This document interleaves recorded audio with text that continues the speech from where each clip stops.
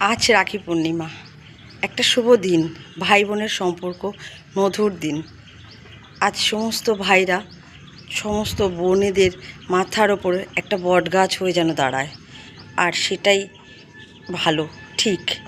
আর সমস্ত দিদিরা সমস্ত ভাইকে, যত ভাই আছে তাদেরকে যেন মায়ের মতো করে আগলে রাখে, এটাই সমস্ত দিদির কর্তব্য। এই ভাই বোনের সম্পর্কটা যেন জনম জনম মধুর সম্পর্ক হয়ে থাকে, একে অপরের হাতে হাত ধরে যেন সুন্দর করে চলে আগামী দিনগুলো। যত দিন এই ভাই বোন একসাথে থাকবে ততদিন মধুর হয়ে থাকবে, আমি তো সেটা মনে করি। আমারও নিজের একটা ভাই আছে, আমার খুব মিষ্টি একটা ভাই আছে। একটা কেন বলবো, আমার 3টে ভাই, খুব মিষ্টি। আর আমাদের সম্পর্কটাও সত্যিই খুব মধুর ভাই বোনের।